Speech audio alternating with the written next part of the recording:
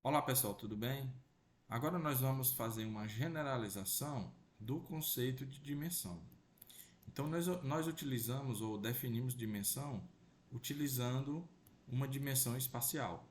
Então um comprimento foi definido como tendo dimensão de comprimento, uma área como dimensão de comprimento ao quadrado e o volume de comprimento ao cubo, que é justamente o número de dimensões independentes que eu tenho que fazer para determinar aquela medida.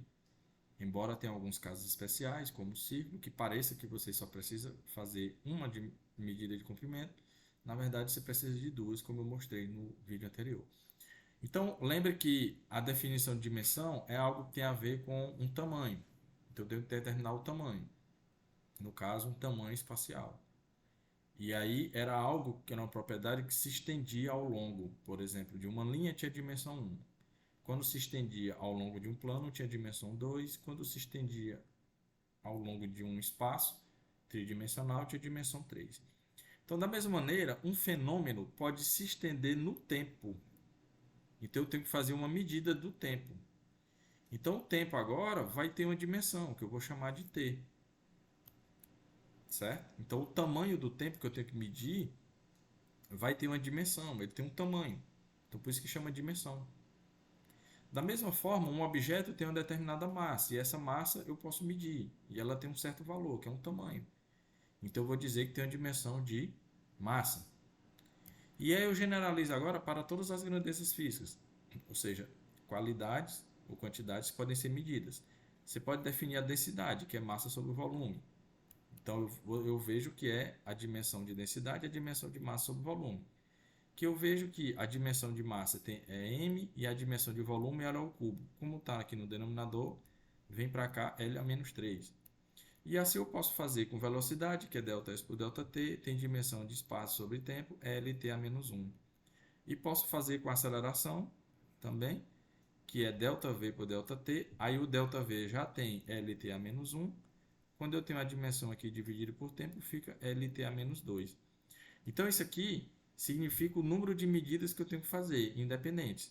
Então no caso, qual é o significado da velocidade?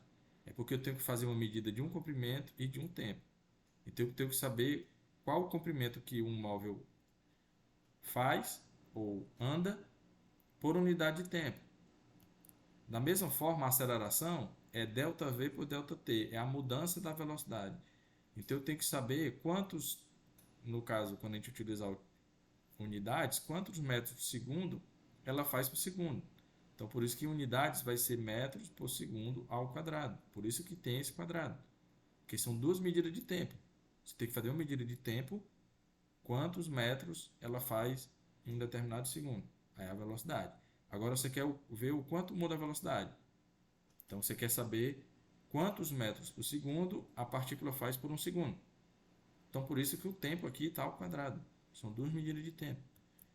Então esse é o significado de comprimento por tempo ao quadrado.